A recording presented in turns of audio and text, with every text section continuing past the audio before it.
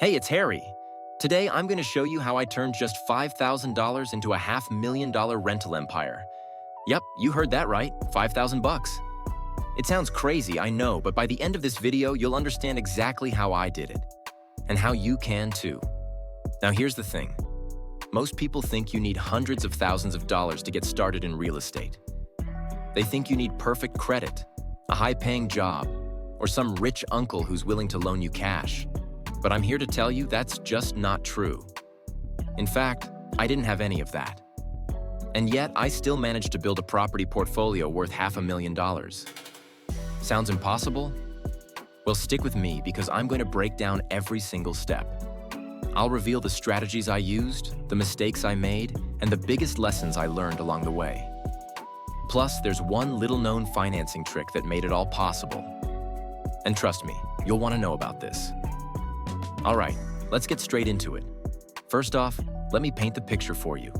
I was 25 years old, working a regular 9-to-5 job and barely saving anything after paying rent and bills. The idea of owning property seemed like a distant dream. Then one day, I stumbled upon something that completely changed my perspective.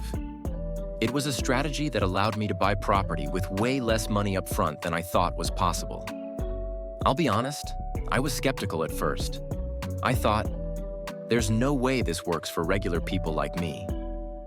But I dug deeper, did my research, and found out that not only was it legit, but people all over the country were doing it successfully.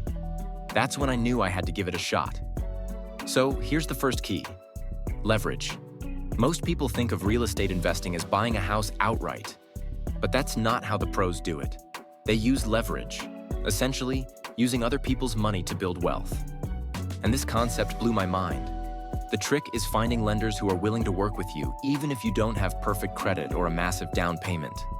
I found a small local bank that specialized in first-time investors. They had programs designed specifically to get people like me into the market. Now here's the twist. The real magic happens when you combine leverage with something called house hacking. This is where you buy a multi-unit property, live in one unit, and rent out the others. The rent from your tenants covers most, if not all, of your mortgage, which means you're essentially living for free. Or even better, making a small profit each month. But wait, there's more to it. Just getting approved for the loan was one thing. Actually finding the right property, that was a whole different challenge. I looked at dozens of listings, and most of them just didn't make sense financially. Either the purchase price was too high or the rental income wouldn't cover the mortgage. Then I found it. A fourplex that had been sitting on the market for months. The price had been dropped twice because no one wanted to deal with the minor repairs it needed. I did some quick math and realized that once I fixed it up, the rental income from 3 of the units would cover the entire mortgage. Jackpot. But here's where things got tricky. I didn't have enough cash to cover the down payment and repairs. So I had to get creative. I knew I couldn't just let this opportunity slip through my fingers. I started reaching out to people in my network, looking for potential partners or investors. That's when I found my first breakthrough. A family friend who was willing to lend me a small amount at a reasonable interest rate. I combined that with my savings, and just like that, I had enough to secure the property. I put in some sweat equity, painting, fixing minor plumbing issues, sprucing up the landscaping. It wasn't glamorous, but it saved me thousands of dollars. And here's the kicker. Once the units were rented out, not only was the mortgage covered, but I was also making a small profit every month. That feeling of cash flow hitting my bank account for the first time was unbelievable. I realized that I didn't just own a property. I owned an asset that was working for me. And that's the mindset shift you need to make if you want to build wealth through real estate. But I didn't stop there. I used the cash flow from that first property to save up for my next down payment. And I applied the exact same strategy again. House hack, leverage, find undervalued properties, put in some work, and let the rental income cover the costs. Now you might be thinking, that's great, Harry, but what if I don't have someone to lend me money? Don't worry, I'm going to share an alternative financing method that works even if you don't have connections or cash. But first, let me tell you about the most common mistake new investors make, and how it almost ruined my entire plan. They get emotionally attached to a property. I know, it sounds harmless, right? But here's the problem. When you fall in love with a property, you start making decisions based on emotions rather than numbers. That's exactly what almost happened to me on my second deal. I found this beautiful duplex in a trendy neighborhood. The place looked amazing. Freshly renovated, modern finishes, perfect location. I was hooked. I wanted it so badly that I almost ignored one crucial detail.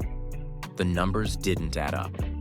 You see, just because a property looks great doesn't mean it's a good investment. I had to force myself to step back and look at the cold, hard facts. The purchase price was significantly higher than comparable properties in the area, and the rental income wouldn't cover the mortgage. If I'd gone through with it, I would have been losing money every month.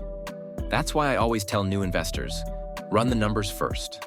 Don't let emotions cloud your judgment. This isn't your dream home. It's an investment. And investments need to make financial sense. So I walked away from that deal. It wasn't easy, but it was the right move. Instead, I found another property a few weeks later that made much more sense financially. It wasn't as flashy, but it was profitable. And that's what matters. Now let's circle back to that alternative financing method I mentioned earlier. Not everyone has someone who can lend them money, and I totally get that. One of the most powerful tools I discovered was something called a hard money loan. Hard money lenders are different from traditional banks. They don't care as much about your credit score or your income. Instead, they look at the value of the property itself. If they think the property's worth the investment, they'll fund the deal, sometimes even covering the cost of renovations. The catch? Interest rates are higher, and the loans are usually short-term, like 1 to 3 years. But if you're flipping a property or planning to refinance after increasing the property's value, hard money can be a game changer. I used a hard money loan on my third property, a fixer-upper that I knew I could rehab quickly. It was risky, but I had a solid plan in place.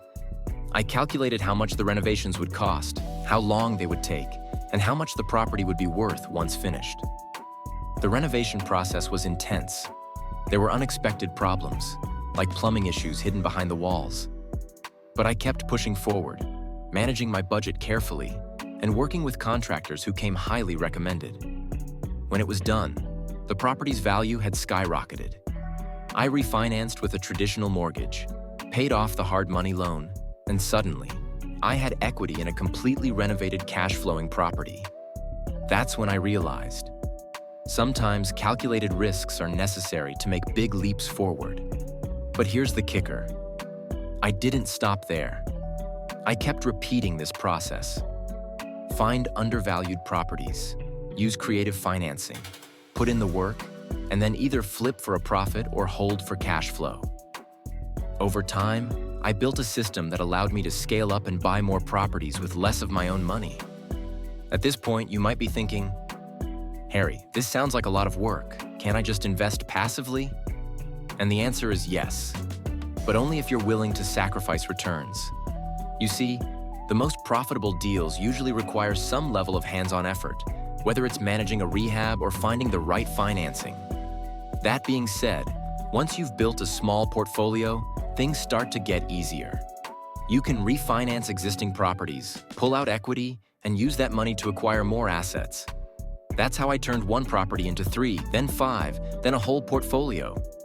And here's a bonus tip. As your portfolio grows, your ability to negotiate with lenders also increases.